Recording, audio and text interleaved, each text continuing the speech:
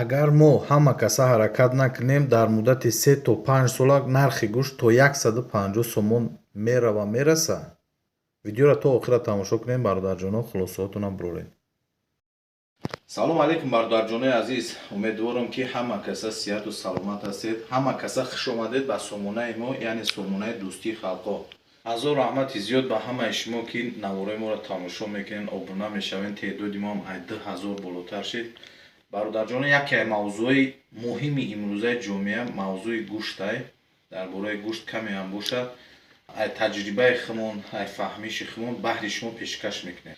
Масъалаи гӯшт гуфтем дар ҳама канори гӯшаву дунё имрӯз бисёр қимат шидагиае. ҳар ҷое ки набоша, ҳар касеро ки мепурсӣ кадом новобаста аст кадом кишваре ки зиндагӣ мекунанд, дар ҳамаи ҷо чӣ гуфтем, гӯшти гов боша, гӯспанд боша, біз боша, бениҳоят қимат шидагиае. Инчунин дар ҷумҳурии мо ҳам нархи навои гӯшт дар 5 солҳои охир чӣ қадр ки мушоҳида мекунем, қариб ки 70-80%, яъне қимат шуд.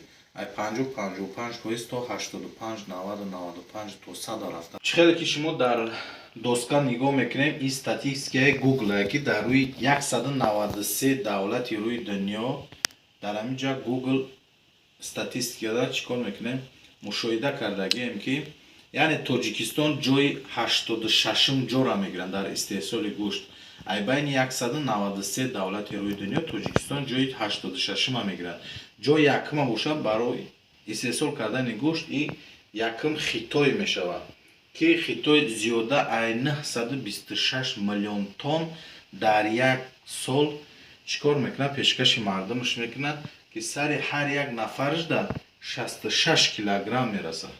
ҷои дуюма и Америка мегирад, ки тақрибан 488 миллиону 766 ҳазору 85. зиёда ҳамин хеле плюс минус якум ҷо бигем Хитой, дуюм ҷо бигем Америка, сеюм ҷо бигем Бразилия, чорум ҷо Россия мешавад. баъд ҳамин хеле мием охиронда мием. мақсад Узбекистон ҷои 38-ума мегирад, ки истеҳсол мекунад 1 миллиону 310,143 ҳазор килограмм дар як сол истеҳсол мекунад. сари ҳар як нафараш дар як сол 40 кило 122 грамма туғрӣ мегирад. Тоҷикистон боша ҷои чандума мегирад, 86-ума мегирад. и хеле результати баланд аст дар байни 193 давлати рӯи дунё. Тоҷикистон истеҳсол мекунад 326,813 тонн. як фарди ҷумҳурии Тоҷикистон сари ҳар як нафара 36 килограмм мо 593 грамм дар як сол туғрӣ мегирад. ана дар ин парае ки вақте ки мо мебинем, ҳатто ай Қирғизистон истеҳсолаш бисёр аст. ин параеро ки мебинем, ҳозир суҳбат мекунем дар мардуми хумон чӣ гуна гӯшта ана пешкаш мекунанд баҳри дигар ҳамватанон, яъне фурӯшаш чӣ гуна мешавад. дар ин тараф чикор мекунем, мо пешкаши шумо мекунем. ҳар чизеро ки мо медонем ай таҷрибаи хумон, зиндагии хумон, ҳар чизеро мушоҳида кардем, пешкаши шумо мекунем. Бародарҷонои азиз, ки гуфтем нигоҳ мекунем гӯшт, агар 10 миллион нафар мо бошем, 10 миллион 100%, дар ҷа плюс минус шидагиае 1 миллион 2 миллион мебуранд ай Тоҷикистон, медуроянд, ҳар хел мешавад.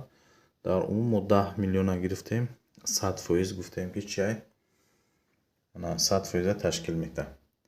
ҳамин 10 миллион нафар барои истеҳсолоти гӯшт ҳамаш кор намекунанд. яъне ки чӣ хел кор намекунанд?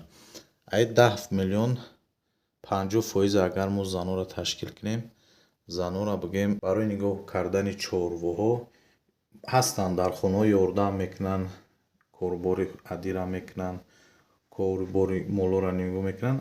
дар ин ҷо гап дар бораи меравад ки ташкилотчӣ, яъне дар хона аксарият мардуа, яъне ки чӣ хел 99% бигем мардуа. зано каме дар каманд, ки худшон мебуранд, мисоли гап пула ҷамъ мекунанд, мол мегиранд, нигоҳубин мекунанд. ин кор дар мо хеле кам аст. ҳамин сабаб мо 50% мардоро мегирем, мемонад 50%. 50% мардо дар ин ҷа 25%-аш 25%-ш бигем дар шаҳрҳо зиндагӣ мекунанд, дар корҳои давлатиё кор мекунанд ё барои нигоҳ кардани чорво ягон рафте надоранд. дар ҷамъи 25% дигари мардум. ҳам 25% дигари мардум бигем дар кӯчаҳо зиндагӣ мекунанд. 5% амё ягон дар хонаҳошон ягон чорво намебанданд, нигоҳубини чорводан машғул нестанд, замину агарот ҳам надоранд, доранӯ намекунанд. дар ҷамъи 20%. 20%-ш 10% инсонҳо аз 1 то 3 мол доранд. Дар хонааш 1 мол дорад, 2 мол дорад, 3 та. Як гоҳи ҷӯшо дорад, як гусала дорад, як ғаранҷӣ намехелад. 5% дигараш аз 3 то 10 мола дорад. дар ҳамин кӯчаҳое ки зиндагӣ мекунем, дар ҳамин ҷомеа 5% одамо аз 100% аз 3 то 10 та мол дорад. боқӣ 3% дигараш аз 10 то 20 дорад. дар ҷамъи 5% дигараш обшӣ. ҳамин 5%, 3% инсонҳо аз 10 мол то 20 та мол доранд. боқӣ монад 2% дигар. 2% инсонҳо аз 100%, 98%, 2%-ш аз 20 то 40 та мол дорад. мақсад ҳамин 40 та мол ҳам дорад, 20 та, 25 та, 30 та, ҳамаи ҳамиам молҳои калони гӯштӣ нестанд. дар ҷа 1% мемонад, 1% инсонҳо аз 40 то 50, 100, 200, 300 ҳам хеле айда. 1% инсонҳо. хулоса диден, статистика мегӯяд ки каман одамое ки дар ин наҷа аз 10 то 20 то 20 то 40 аз 40 боло бошанд, каман ҳамин сабабҳо ҳам мешавад ки нархи гӯшт чияд дар ҷумҳури болорафтагӣ. ба ҳамин хотир ташкил мекунанд ҳамаи ҳамиҳо аксарият, яъне ки таъмин мекунанд ҷомеаро ба гӯшт 10 миллион нафара 100%. ҳама истеъмол мекунанд ку ҳамин чанд фоиза, 1%, 2%, 3%. ай ҳаминҷа мардума ташкил мекардагиҳошон, яъне ҳамин асосан 5% одамо 95% дигарро ташкил мекунанд. ҳам худшон истеҳсол мекунанд, ҳам 95% дигари ҷумҳуриро, яъне ки 10 миллион нафара чӣ кор мекунанд? Ба гӯшти ғизоӣ таъмин мекунанд. мақсад ҳамеяд ки бародарҷоно, гӯшт бозӣ яке аз тиҷоратҳои калон шидагиаст. инсоное ки дар ғарибӣ ҳастем, дар ҳамин ҷо ҳастем, машғули молпарваришем, машғули молҳои калони гӯштишем, ана фоидаҳои хубам чӣ кор мекунем? Ба даст меорем.